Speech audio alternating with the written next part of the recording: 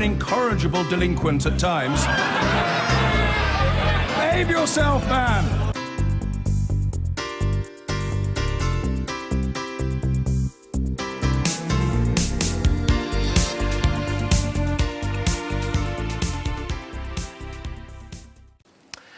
Now, we hate to call the city of Raqqa in Syria Islamic State's capital, as IS is not a state. But Raqqa is the centre of its activity, and Secunda Kamani has been trying to get some kind of glimpse as to what life there is like right now by talking to those who've managed to get out.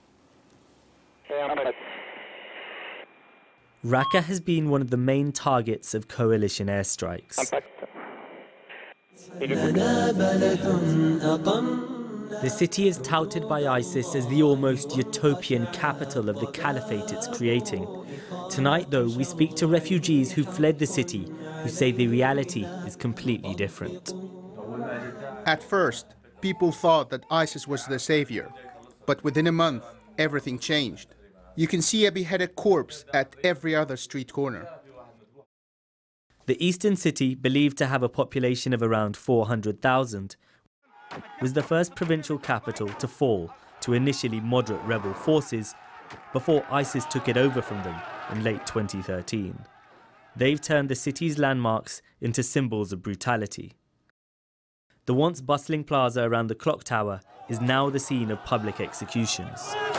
Roundabouts are at times filled with the decapitated heads of opponents.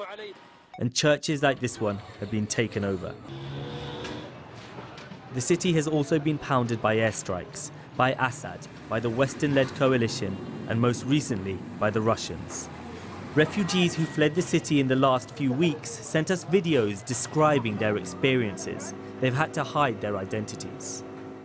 The coalition only bombed ISIS, whereas the Russians mainly targeted civilians. We were really scared. We wouldn't leave the house. We would pray before we slept. We knew we could die at any time. ISIS hid in underground shelters with their families. A few went to places like Palmyra, but others stayed in Raqqa. ISIS have trumpeted their medical and education facilities, but the refugees say ISIS isn't even providing them with the basics. Electricity and water were only available 2 hours a day when the FSA was in power. But once ISIS took control, we only got half an hour of electricity a day and water every couple of days. Food is really expensive, and you have to wait at the bakery all day just to get a loaf of bread. It drains your energy completely. ISIS control large parts of the east of Syria around Raqqa.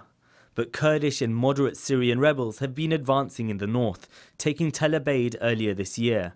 They now control Ain Issa, 30 miles north of Raqqa, and there are rumours of a planned assault on Raqqa. But Kurdish forces have been accused of atrocities against local Arabs and are unlikely to be welcomed in the city. The Kurds are as bad as ISIS. We're between a rock and a hard place. As pressure increases on ISIS, they have stepped up their control of the city. We were told it's now much harder to leave Raqqa, and hardly anyone can use the internet. How ISIS rule their capital could prove their undoing, but no one knows who will replace them. That was Secunda Kamani reporting on life in Raqqa. So how might life there advance if IS is displaced? A new IS? A new war? Bashar al-Assad in charge, or what? Do we need to know before we decide what we do there? Well, joining me now, Monza Akbik, the Chief of Staff to the President of the Syrian Opposition Council. From Moscow, Katya Mavrenkova, an editor at Russia Today. And here in the studio is Hassan Hassan, author of ISIS Inside the Army of Terror. Now, what I'd like to do, each of you, is just in a couple of sentences to say whether you think Britain should get involved in bombing IS. Monza, first of all, what's your view about this decision Britain is making? Well, there is a special importance for the British role in Syria because the UK supports the Syrian people's struggle for freedom and democracy.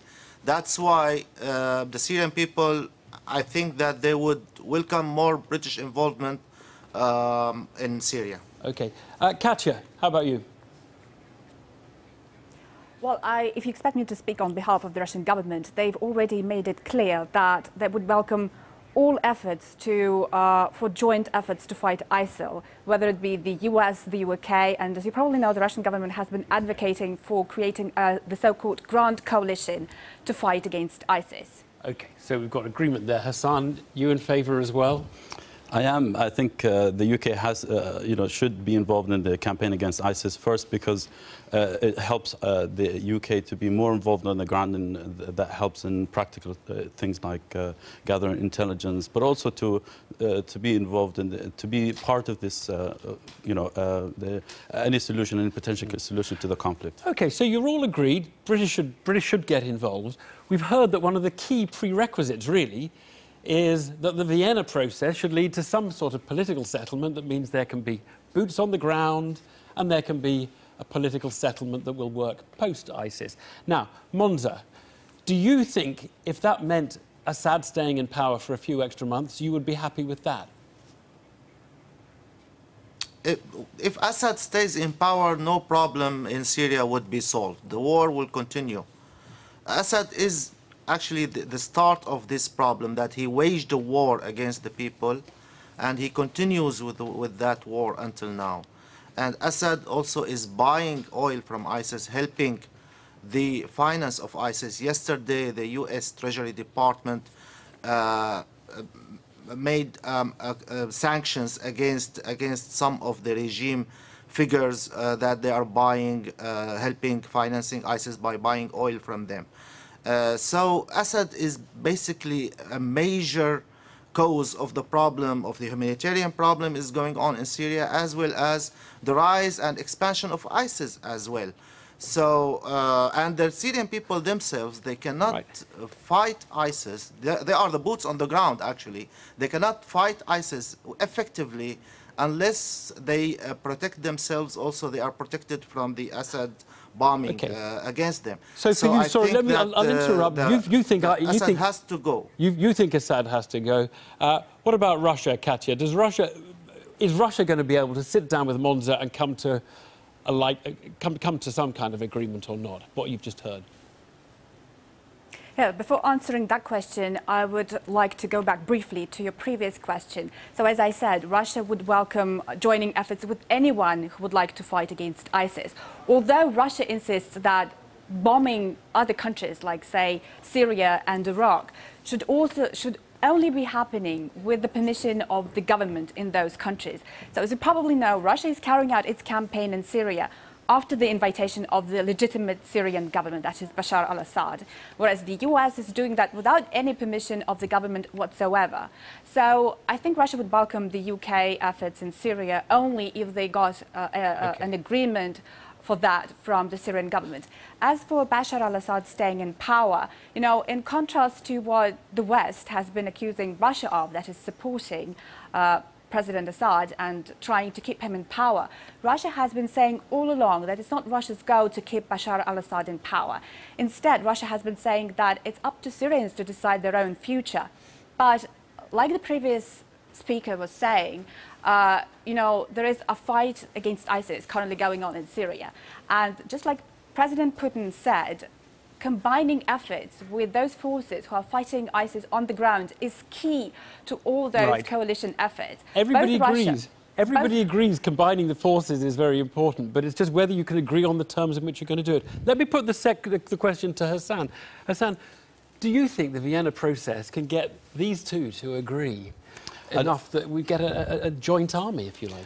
I don't think so, and I think it's the disproportionate focus on the Vienna talks and you know, on a political process to deal with the situation in Damascus, I think is in many ways is a waste of time. I think, and we're also, because we're wasting so many opportunities of doing things on the ground elsewhere in the country that could actually engineer a situation that... Sorry, who on the ground? Who is going to do it on the ground if it's not the Syrian government army and the Free Syrian Army? There are actually plenty of opportunities, you know, across the country. Let me give you like a concrete example. I just got off the Skype call with one of the field commanders of a very prominent group that was driven out of Deir ez-Zor from eastern Syria because of ISIS.